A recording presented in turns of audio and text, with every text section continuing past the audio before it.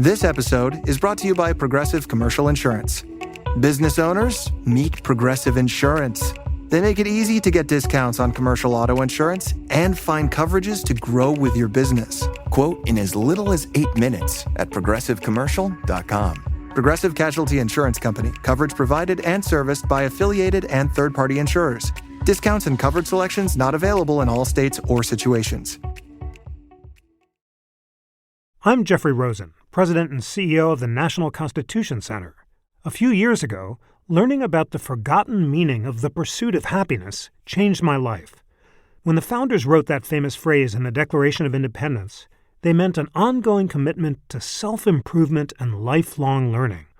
This discovery inspired me to write a book, and in my new podcast, I explore the founders' lives with the historians who know them best. Plus, filmmaker Ken Burns shares his daily practice of self-reflection. Join me for Pursuit, the Founder's Guide to Happiness. Welcome to Ben Franklin's World, a podcast about early American history with Liz Covart. The study of history is key to understanding who we are and how we can affect a better future.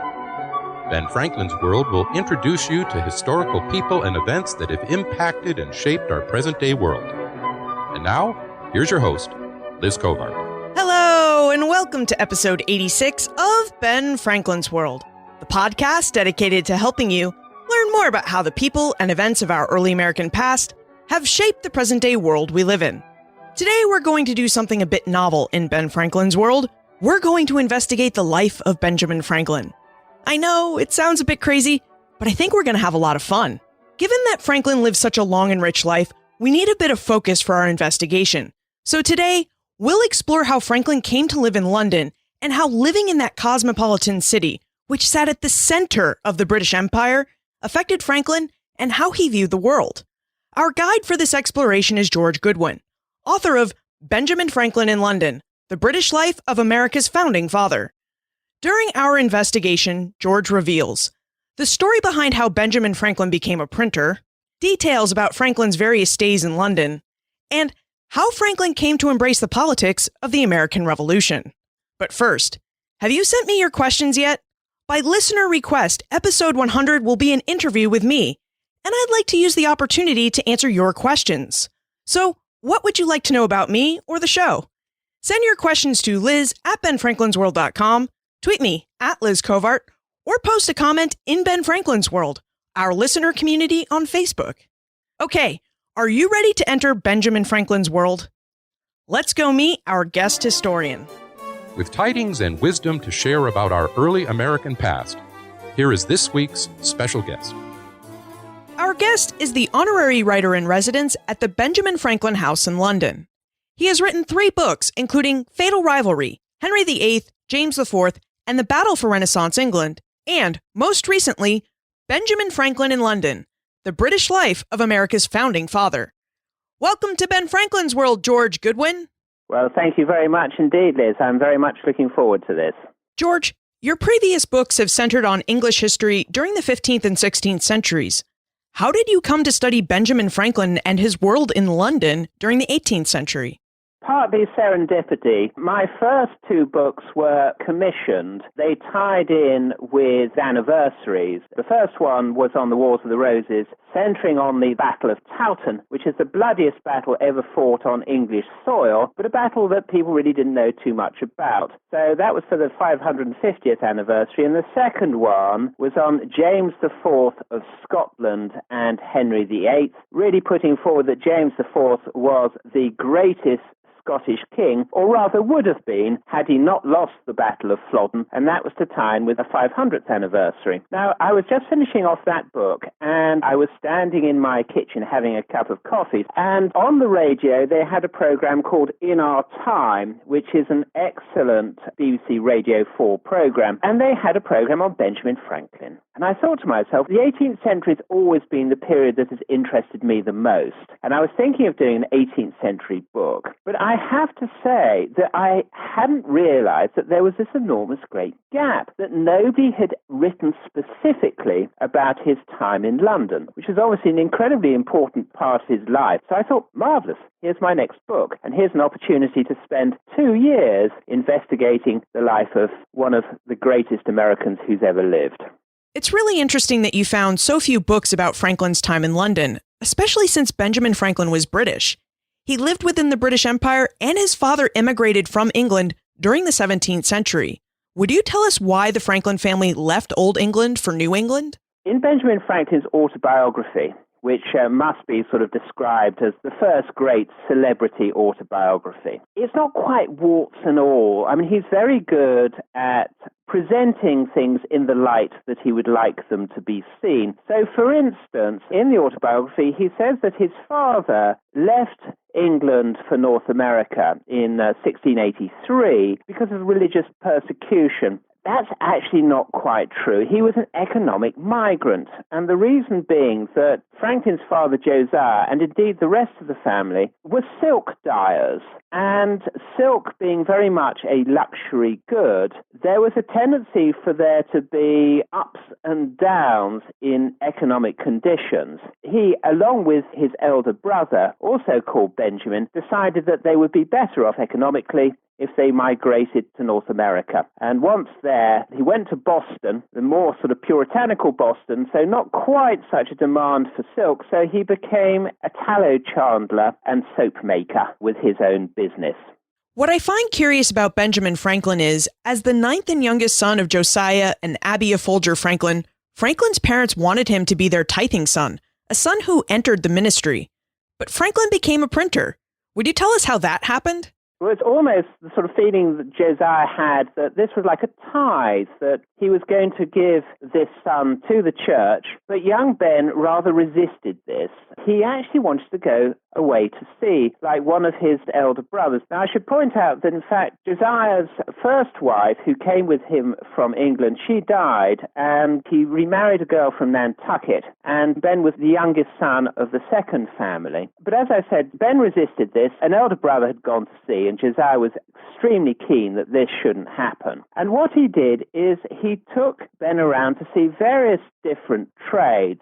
And this was actually fascinating for the young Ben, because he could see that his father would try his hand at all these different types of trade and show that, he was a master of everything. He had this great sort of mechanical ability. This is actually something that he passed on to his son. So, if Ben Franklin had been around today, he would have been absolutely brilliant at DIY. But it was decided in the end that Ben had a great interest in books, and one of his other brothers, James, had his own printing business that Josiah had set James up in. So Ben was apprenticed to brother James. I've heard that Ben's relationship with his brother James was rather rocky. Would you tell us about it? Yes, it was extremely rocky. James obviously beat his brother quite badly. He was a kind of disciplinarian, and often Josiah had to come in and intervene on Ben's behalf. Now, Ben actually showed himself to be not only very good as an apprentice printer, but he was also, at a very young age, a very good writer and journalist. And a breach in the relationship came about when Ben submitted secretly some articles for James's newspaper, The Courant. They were written in the character of a widow called Silence Dogood, and these were actually very funny and very, very entertaining. So James, not knowing the identity of the writer of these, put them on the front page of his newspaper. Now, after about 13 or 14 of these, Ben decided that he'd actually kind of run out of steam, but he was going to admit to being the author. But actually, that was a bit of a bad move, because James rather resented the fact that Ben had sort of hid his identity. So there was more trouble between them. However, James relied on Ben because he himself got into problems by satirizing the Boston authorities. At one stage, he actually accused them of being complicit in piracy outside Boston, and this was too much. He was thrown into prison. So to carry on the paper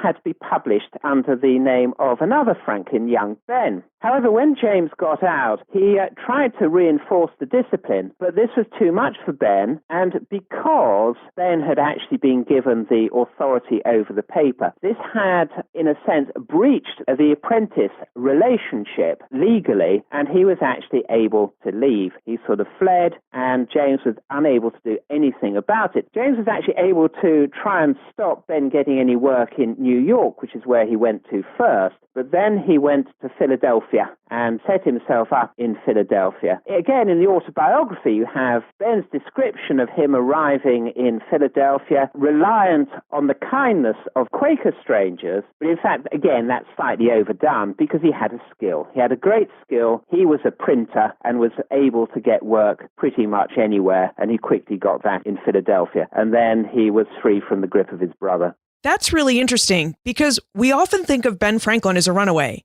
that he ran away from his brother, Boston, and just kind of ended up in Philadelphia. But it sounds like Ben didn't run away. He was actually free to leave. Well, he was technically free to leave because of this breach in the apprenticeship that James, in order to keep the newspaper going, had to establish his brother in kind of temporary charge. In fact, it was printed under the name of one Benjamin Franklin, and that actually breached the arrangement. Ben didn't stay in Philadelphia long because in 1724, his ambition to become a printer led him to visit London. George, would you tell us about Franklin's first trip to England and the impression it made upon him? Now, the reason he was en route to London was Governor Keith fell in with him to the extent that he visited Franklin where he was working and made him an offer. He treated this teenager regally, really, took him along to the local tavern, filled him up with Madeira, and had this plan, which is that they could set up in business together. And young Franklin thought this would be wonderful because he'd get the printing business for the governor, and that would set him up pretty much for life. Now, in order to do this, they needed to get a printing press, and the printing presses were manufactured in England, as was most manufacture, because there was restraint on manufacturing in America. America was seen to be the place which produced raw materials to be finished off in Britain. The finished goods would be exported back to America. So he had to go to London for the printing press. He had letters of introduction given to him, or so he thought, by Governor Keith. They were brought on board the ship as it was about to sail, or so he thought. But when he got to London, he found actually that these letters were completely and utterly worthless. And he's not quite sure why Keith actually did this. There's no sort of real explanation of why he led this poor lad astray and promised him all kinds of things which he couldn't deliver on, but this seemed to be a bit of a trait of Keith. Anyway, Franklin arrived in London, suddenly discovered that he was marooned, but once again, he didn't have a problem. He got work incredibly quickly because he was a printer. Again, in the autobiography, we get the most wonderful depiction of London. London was a new city. After the Great Fire of London of 1666, and we're talking really just sort of 60 years afterwards, it burned down a vast percentage of the city of London. It had been rebuilt by Christopher Wren, and it's described by Daniel Defoe, and we know that Franklin was a great reader of writers such as Defoe. So he was there, he got the impression of London, but he already had the context of the new city of London from what he'd been reading before he actually arrived there. And he had a whale of a time. Okay, he didn't have a great deal of money, partly because he was also paying for a friend of his, James Ralph, who was a bit of a hanger-on. And Ralph, again, was somebody a little bit like Keith, who had all kinds of imaginary ideas of how he'd get on. He thought he could be an actor, and that was turned down. He thought he could be a writer, didn't actually make too good a job of that. So in the end, he became a school teacher and disappeared off to a school in the country and had adopted the pseudonym of a new personality, one Benjamin Franklin, which was rather entertaining. And he said that Franklin should write to him in the country, address him as Benjamin Franklin. This could lead to a little bit of confusion, but Franklin himself thought this actually was quite amusing. So he settled down in London for 18 months. He was able to adapt to life in London pretty well because of his reading and because of his ability to write and to print. And he'd dreamed of London coffee house society back in America, and he'd read and rewritten, this is actually where he got his writing ability from, he'd rewritten the Spectator of Joseph Addison, who he regarded as one of the greatest pens to adorn the English language. He wrote that many years later. And he was able to infiltrate London coffee house society. And this was a major influence on him for the rest of his life. London must have been something for Franklin to experience, because how did Boston and Philadelphia compare with London? I have to imagine that London eclipsed both colonial cities in terms of population and size. London was absolutely enormous. I mean, if you compare the population figures, I mean, Boston and Philadelphia were tiny. Boston had a population of around about 12,000. Philadelphia, about 7,000. London had around about 600,000. We are talking of the largest city in the Western world, a sort of great metropolis, and one that he actually found his way into really quite easily. He did all kinds of other things in London. There's one rather amusing thing. He was a great swimmer, and his sort of ability to swim was noted, and he became a swimming instructor. He actually thought at one stage that he might stay in London, not go home, and actually set himself up as a permanent swimming instructor. And had he done that, of course, he would have been successful in that, as he was in pretty much everything else. But in the end, he decided to go back to Philadelphia. The reason for this was that he'd become very friendly with a merchant who he'd traveled across from Philadelphia in 1724, and the idea was that they would sort of set up in business with a store, and this chap, Denham, paid for his passage back, so that's how he arrived back in Philadelphia. But he took with him, back from London, all kinds of ideas about setting up, almost recreating elements of the London society that he had loved and enjoyed. And indeed, he set up his own club with others, the Junto, in the late 1720s, very soon after he arrived back. Did Franklin bring back a printing press from London, or did he set up shop with his new companion in Philadelphia? He literally, as you say, set up shop. But unfortunately, Denham became very ill and died. And Franklin himself was extremely ill. But because he had a much stronger constitution, he actually survived. And he decided that he actually wanted to go back in printing and got himself a job with Samuel Keimer, who he'd worked for before he went to London. They didn't get on particularly well. It was a sort of an extraordinary relationship where they each were playing a waiting game, if you like, that Keimer wanted to take all Franklin's skills and to educate up other printers, and Franklin was looking to save up money until he could find another partner and set up business on his own or in a partnership, which is actually what he did.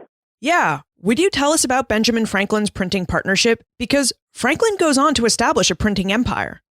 He certainly did. Now, with his initial partner, that lasted for a couple of years. He was actually far more interested in printing. His partner was rather more interested in drinking. So after a while, Franklin actually had the ability, with the support of a couple of his Junto friends, to buy this chap Meredith out, and he set up on his own. Again, from his London days, he had been very helpful to Andrew Hamilton, who was the Lieutenant Governor of Pennsylvania. And he'd helped Hamilton because amongst the letters that he'd found that he thought were for him, he actually found one which was a conspiracy by Keith to do down Hamilton. And he was actually able to tell Hamilton. And when he got back to Pennsylvania, Hamilton was able to return the favor and actually gave him the assembly printing So he actually ended up gaining the printing business for Pennsylvania that he'd hoped to gain for Keith, and this really helped to establish him. Now, with that contract under him, he also became the clerk to the Assembly of Pennsylvania. So that was quite useful as well, sort of tying the two together. But what he also did was he expanded. He set up a number of satellite printing businesses down the Atlantic seaboard. And what he was able to do, this is quite revolutionary. He had one typeface, the Caslon typeface, which all the satellite printers had. So if he had a very big job, he was actually able to divide it between them. It was quite a simple plan, but a sensible one. Occasionally, they actually had a bit of a problem because they were relying on type to come over from Britain. But I mentioned earlier about his DIY ability. He was actually able to fix the broken type himself, which was extremely useful. Now, he started to publish his own newspaper, the Pennsylvania Gazette, and he also published Poor Richard's Almanac, which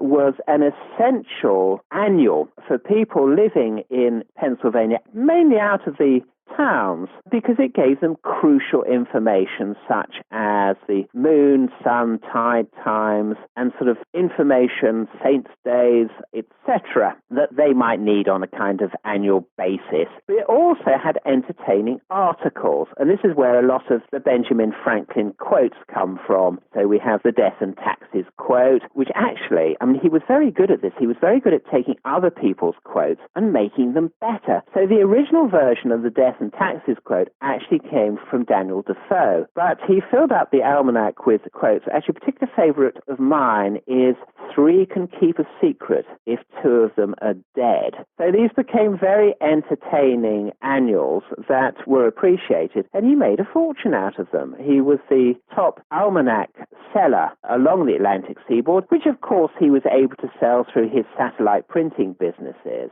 And he was also a great merchant, almost fulfilling the idea of Denham setting him up in business. At one time, he was the largest paper merchant in North America. And Franklin's story is often represented as a rags to riches story. That's actually not quite true because his father was an independent businessman. In fact, I found out Franklin's mother had her portrait painted in 1713, and you had to have a certain wherewithal to have your portrait painted. But the rags to riches thing is rather entertaining because rags were used in printing, and Franklin and his wife Deborah became the largest collector of rags in North America. In 6 years, they were able to collect 166 pounds in weight of rags, which they turned into 1,000 pounds. So that really was a kind of rags to riches element. But he was an incredibly successful printer, so much so that at the age of 42 in 1748, he was able to retire, or semi-retire. He became a sleeping partner in his printing business. Franklin was a witty and intelligent writer. He was a wealthy printer and businessman, but we also remember him because he liked to experiment in the natural sciences. Would you tell us about Franklin's scientific work and how that elevated him to celebrity status? He had a very good relationship with Peter Collinson, who was an exporter of books from Britain. He was a general merchant. He was a great renowned botanist in Britain, and he did a lot of importation of American plants. And as a result of this relationship, knowing that Franklin had expressed an interest in science, Collinson sent over the kit in the form of electrical experimental equipment, the Leyden jars. And Franklin sort of fell upon this after his retirement. In fact, he described this in a letter to Collinson as the thing that had most fascinated him in his entire life, which, bearing in mind the sort of things that he'd already done, was quite something. And with his experiments came up with a new theory of electricity. He's probably best known for the realization of the static electricity in the atmosphere and how it could be neutralized by the invention of the lightning conductor. But what actually made him famous was the publication in Britain, due to the efforts of Peter Collinson and also Dr. John Fothergill, the 2 great sort of Quaker supporters of his in England, was the publication publication of Franklin's observations and experiments in electricity made in Philadelphia. And this was sensational. It got him awarded the Copley Prize from the Royal Society, which was the equivalent of the Nobel Prize at the time. And as a result of which, he became famous. I mean, Immanuel Kant described him as the Prometheus of modern times. He wasn't just famous in Britain and America, he was famous across Europe. And this meant that when he actually came over to Britain again, he had an entree in intellectual and aristocratic society, because there was kind of scientific craze in Britain amongst the aristocracy, amongst men and women, for things that sizzled and banged, and for science in general. And he was able to take advantage of this. Speaking of things that sizzled and banged, did Franklin really fly a kite with a key on it to test a theory about electricity? Yes, he did fly a kite, but it wasn't to so much test the theory, but because other people had already done the same experiment. And he knew about this. They'd actually done it in France. And in terms of the sizzling and bang, I mean, quite often in France, playing around with electricity and playing around with lightning in particular is pretty dangerous stuff. So quite a few of these people had come to a sticky end. So he did do the kite experiment, but it was actually as a kind of further proof to himself of what he already knew to be the case. But it is the kite experiment that he's sort of more famous for today, and in fact even in the time of the 19th century, where, you know, you had banknotes with the kite experiment on. And it's actually quite interesting the way that Franklin's image has sort of mutated according to the time. I mean, there's one banknote from 1886 that I found, which has sort of Franklin looking like a sort of post-American Civil War gentleman. And as it's from Texas, there's his son William, with whom he conducted the kite experiment. As a child, William was actually a grown man when the original experiment was done. I think he's wearing a Confederate cap on this banknote. So it's part of the Franklin myth, but it was basically the book that made Franklin famous. Now let's explore Franklin's second stay in London. As a proprietary colony, the government of Pennsylvania had to answer to the colony's proprietors, the Penn family. Controversy between the Penn family and the Pennsylvania Assembly caused the Assembly to send Franklin to London to negotiate with Thomas Penn in 1757. George, would you tell us about the disagreements between the Pennsylvania Assembly and the Penn family, and why they sent Franklin to negotiate these disagreements? You have to bear in mind that Pennsylvania was owned by the Penn family. If you like, they were sort of freeholders of Pennsylvania, and everybody who bought property from them or land from them effectively had to pay sort of quit rents, or the avoidance, if you like, of feudal dues. So it was like paying a freehold rent. They were amazingly rich.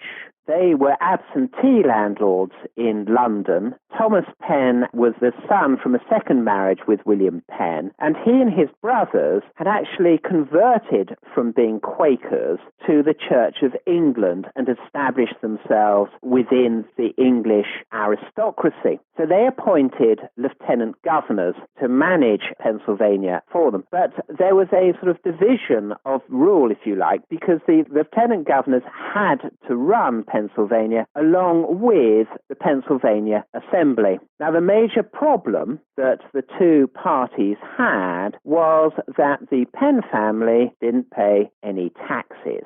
They could be pushed in emergency situations, such as during King George's War in the 1740s, to give an emergency grant for the militia to defend against the French. But they weren't obliged to pay taxes. When Franklin came over in 1757, appointed because he'd become a major figure in the Pennsylvania Assembly, when he retired, he stopped being a clerk and he actually became an elected official. And before very long, he became a very important leading elected official within the Assembly. He was sent over to negotiate with Thomas Penn for the Penns to pay taxes. The reason being that the French were a threat again because the French and Indian Wars, or collectively the 7 Years' War, had already begun in the 7 Years' War in 1756, but of course there had been problems with the French in America before. The French were regarded as a real threat, and they needed to have money paid by the Penn family to help facilitate the defense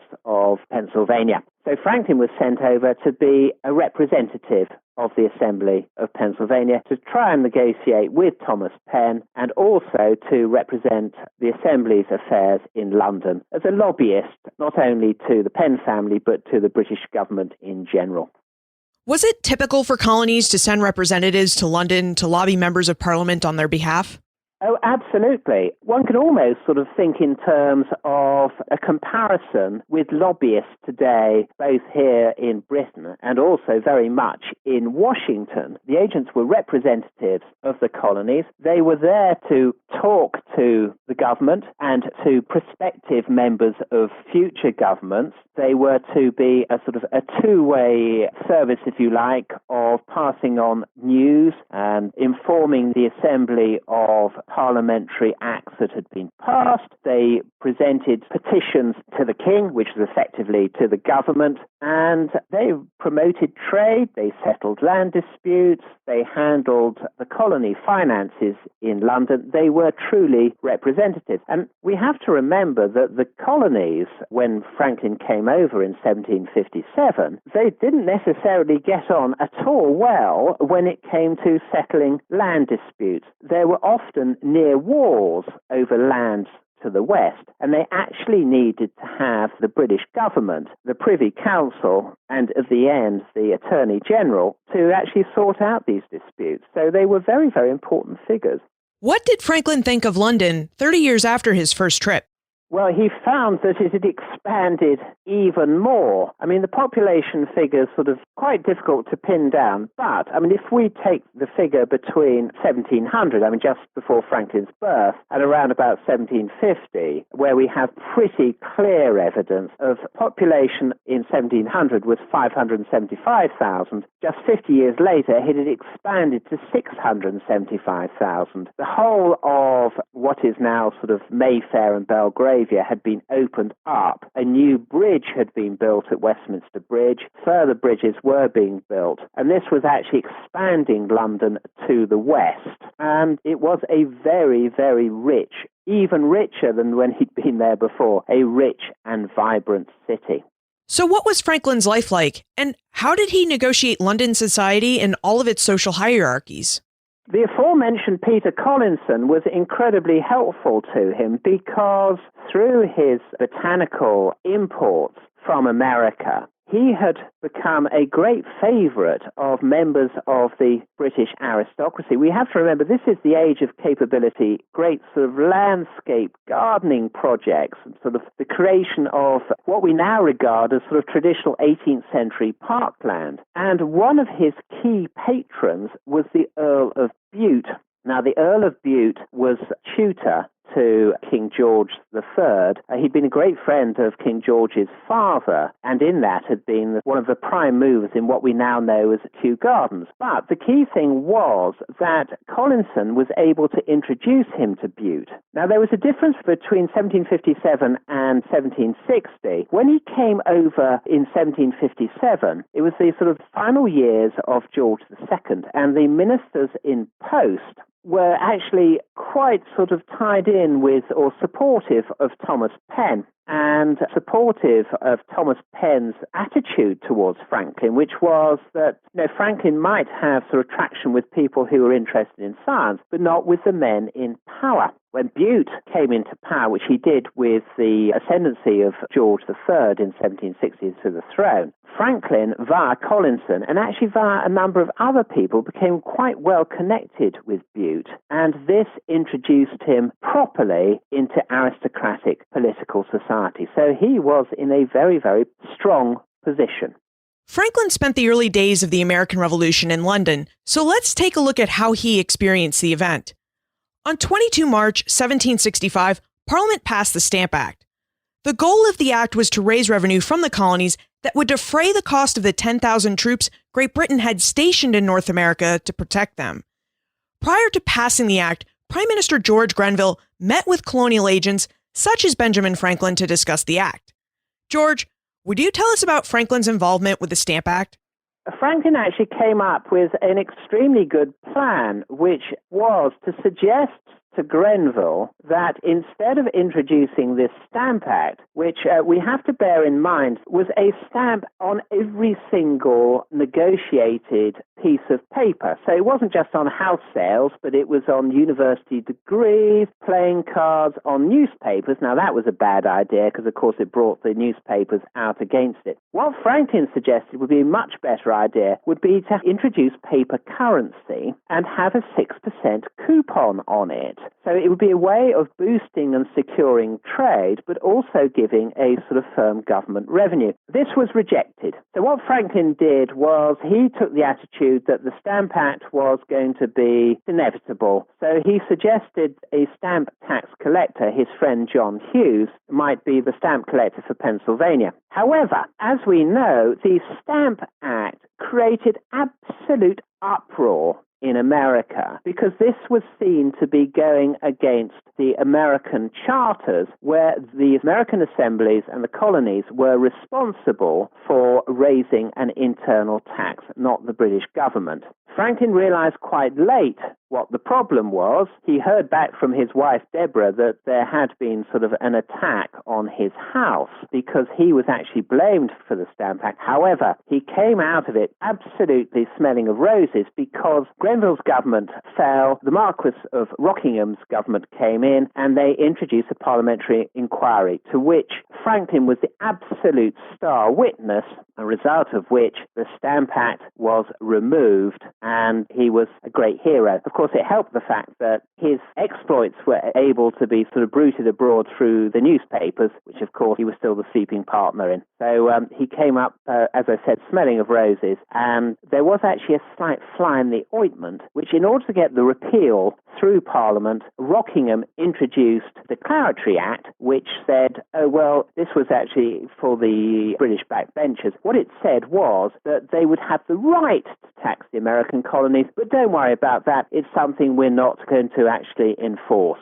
I'm afraid that rather stored up problems for the future. What caused Franklin's shift towards revolutionary politics? Was it the Declaratory Act that caused him to become critical of Parliament and its taxation policies? It wasn't the Declaratory Act because he said, well, they have a Declaratory Act with Ireland, which they've never enforced, so it should be okay. However, Rockingham's government fell. You're getting an idea of the complete instability of British governments in the 1760s. So William Pitt the Elder, Earl of Chatham, came in. This should have been the solution. He was the great victor of the 7 Years' War. Unfortunately, he had both a physical and mental illness, and he was completely unable to govern at that point. And his Chancellor of the Exchequer, Charles Townshend, came in and he introduced the Townshend duties on paper, on paint, on glass, and on tea, which were duties enforced in America. So that was an internal tax. And that really was the point when Franklin began to wonder whether the relationship between Britain and America was going to break down. And he was extremely upset about it because, in 1754, he'd been at the Congress of Albany, and he and two others had come up with a plan for a unification of the colonies as a kind of defensive alliance against France. The colonies themselves had turned it down, and the British had turned it down. Franklin could see the great potential of North America, and he wanted it for Britain. He wanted a British North America. But after the Townshend duties came in, he started to worry. He wrote to a great friend of his saying that he was worried about what was going to happen. And what worried him mostly was not what it was going to do to America. He thought America would be okay. He just thought it would be a missed opportunity for Britain. And unfortunately, after the Declaratory Act, you got into a cycle of resistance of the American colonies, the introduction of British troops into Boston to put down what they regarded as illegal activity, and then this just was on a ratchet of American opposition and British kind of reinforcement, and they were never able to get out of this. In the end, the British government became stable, but only because they had an anti-American majority within it. Firstly, the Duke of Grafton, and then from 1770, Lord North's government. Lord North himself was not anti-American, but ministers in his government were, and he was a member of a collective cabinet. He's certainly not this kind of tyrant against America that he's sort of painted as being. But from that moment onwards, I'm afraid, really, that the die was cast. And Franklin was able to keep different options open for himself and for America. So, as late as the 1770s, he was still hoping that there would be a change of government and there would be a return of the supporters of Rockingham and now of a restored William Pitt, the elder Earl of Chatham, who were more pro-American. That would be a way of resolving the problems. At the same time, he was also open in the late 1760s for the possibility of a job within the British government. This was actually offered to him as well. It was rather kind of dangled in front of him. But he had two other options. Another one was to found a new colony in what is now West Virginia, but there was the fourth option, which is he took on New Jersey, Georgia, and Massachusetts. Massachusetts, obviously the colony of his birth, but also the most radical of the colonies. And that obviously put him very much in the firing line as far as the British government was concerned. Let's talk about his place in the firing line. On 2 December 1772, Franklin wrote to Thomas Cushing of Massachusetts. In his letter to Cushing, Franklin enclosed two letters, one from Massachusetts Governor Thomas Hutchinson and the other from his Lieutenant Governor, Andrew Oliver. Franklin's letter and its enclosures led Massachusetts to petition for the removal of Hutchinson and Oliver. As the colonial agent for Massachusetts, the Privy Council summoned Franklin to appear, which he did on 29 January 1774. George, would you tell us about the letter Franklin sent to Cushing, its enclosures, and his appearance before the Privy Council? Well, what was in the letters, it was a misinterpretation. Basically, it was saying, or is interpreted as saying, that Hutchinson and Oliver were actually for the suppression of colonial liberties. That was a slight misrepresentation, but because of the tenor of the times, because of the fact that Massachusetts was in uproar, also because Hutchinson was seen as somebody who was on the spot trying to take away the liberties of the assembly. Whether that is actually a completely true interpretation, again, is open to question. Franklin sent the letters over to Cushing, and he said, "These are for your information and a few trusted individuals." They soon got leaked into the press and were published. Now, the reason Franklin did this wasn't to exacerbate the problems with Britain. He saw this as a kind of possible solution, because what he wanted to do was he wanted to represent Hutchinson and Oliver as being unrepresentative of the approach of Britons in general, men who were actually militating against the colonies without the support of Britons. Unfortunately, that was not how they were interpreted. Cushing certainly and others kept Franklin's identity secret. Nobody knew who had actually leaked these letters. However, there was an absolute furore in Britain after they were published, and it led to a duel between two gentlemen who accused each other of being the leakers of the letters. These guys actually weren't very good at dueling, so not much happened. They sort of slithered around in mud for a bit. But then they were going to fight another duel. At that stage, Franklin stepped in and owned up. Now, there was a real sort of problem of timing here, because he knew that he'd been summoned to talk about the letters to the Privy Council. However, he actually postponed the appearance because he heard that the government, the Attorney General, was going to bring in lawyers. So he wanted to have his own legal representation. Incidentally, these were actually people from the opposition. Not too surprisingly, because Franklin was very much seen as a member not only of the American opposition, but the British opposition by this stage. This postponement was crucial because just before he appeared, news filtered through of the Boston Tea Party, for which he was seen to be responsible as the representative of Massachusetts here in London. And he was the subject of a humiliating tirade from the Attorney General Alexander Wedderburn, which he actually stood stoically, complete and utter silence. So do you think it was Franklin's experience before Wedderburn and the Privy Council that led him to fully embrace patriot politics? That's an extremely good question. That is quite I wouldn't like to say a standard interpretation, but that's certainly one interpretation, that the humiliation before the Privy Council was thought to be so great that this actually made him revolt against Britain in its entirety. I actually don't go with that at all. The reason being that certainly it showed a complete and utter breakdown between him and the British government. I mean, he was immediately afterwards sacked from his position as Deputy Postmaster General. However, he was still embraced by the English political opposition, which he hoped would be returned to government under Rockingham and, more to the point, under Chatham. I mean, within a couple of weeks of this supposed humiliation, where a number of writers have said, oh, well, Franklin disappeared and didn't come out in public. Actually, that's completely and utterly wrong. I mean, he was at a rather splendid demonstration by David Hartley, who was a Rockinghamite, of his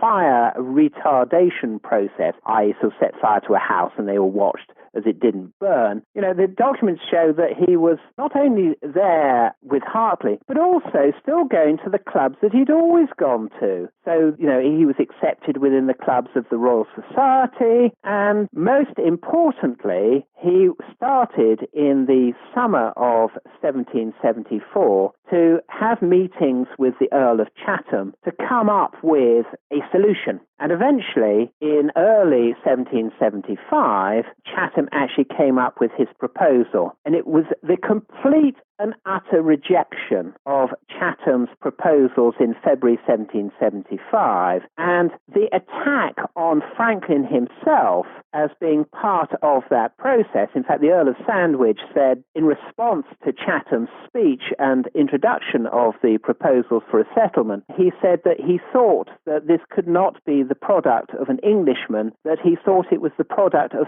some American. And he looked directly at Franklin, who was at the Strangers' Gallery of the House of Lords at the time, and there was no doubt at all who he meant, that basically he was treating Franklin as an alien, as the most mischievous and dangerous enemy this country had ever known. It wasn't the country that Franklin was against, it was against the government. He still was trying to come up with a solution in March 1775 when he had to flee back to America. He had to flee because he knew that members of the North government were seeking his arrest.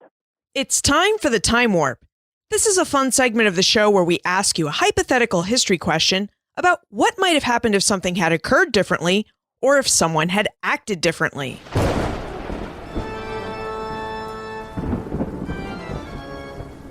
The Time Warp.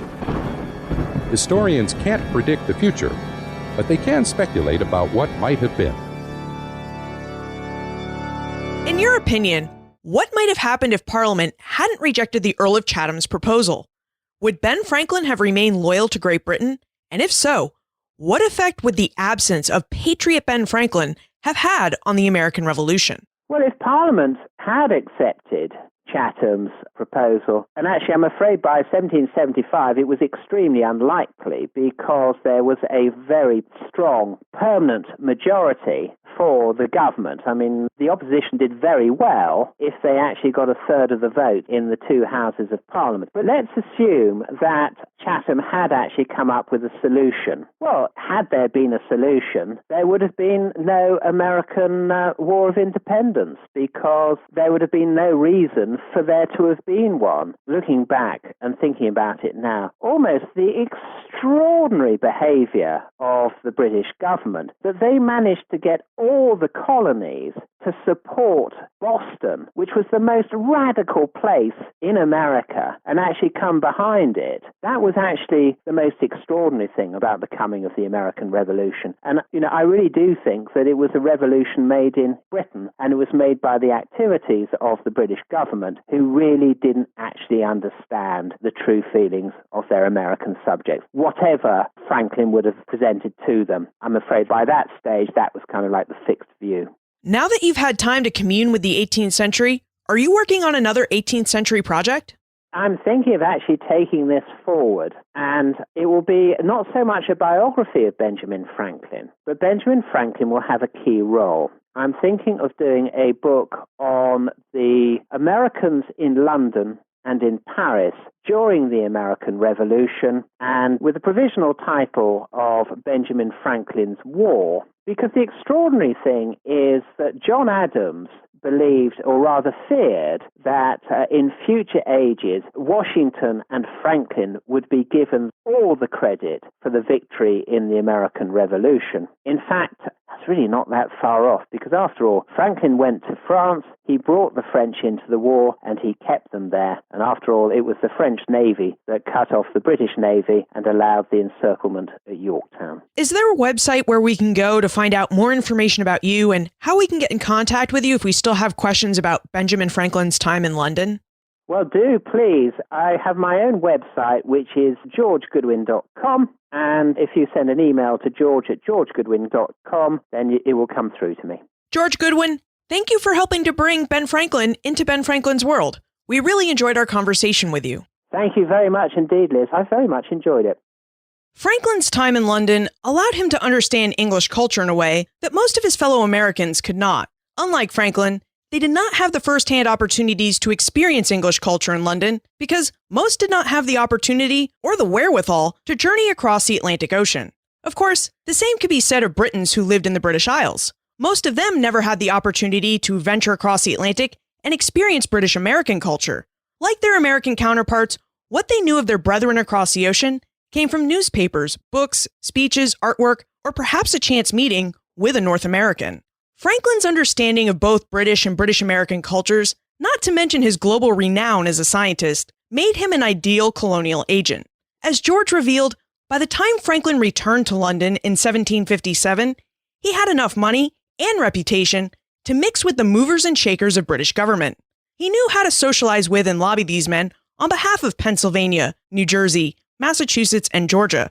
It was as a colonial agent that Franklin experienced the early days of the American Revolution. His experiences in America gave him first-hand knowledge of why Americans were upset with parliamentary taxation and governance, just as his interactions with members of Parliament allowed him to see how they understood or misunderstood colonial fury over the Stamp Act, Townshend duties, and the Tea Act. Franklin tried to navigate a diplomatic solution between Great Britain and her North American colonies, but his intimate knowledge of the cultures and politics of both places also allowed him to see when the time for diplomacy had passed. Franklin had a decision to make: stand as an American or as an Englishman. He chose American and made his way back across the Atlantic to serve his country. And as George mentioned, he made his way back in the nick of time because Parliament had a warrant out for his arrest. You can find more information about George, his book, Benjamin Franklin in London, plus everything we talked about today on the show notes page, benfranklinsworld.com/086. If you'd like to know more about Benjamin Franklin, consider checking out episodes 1, 22, and 31. Each of these episodes covers a different aspect of his life. For your convenience, I've listed these episodes in the show notes. Are you a member of the Ben Franklin's World listener community? The community is hosted on Facebook and it's free to join. All you need to do is text BF World to 33444 or click on the orange Join Now button on the main page of benfranklinsworld.com.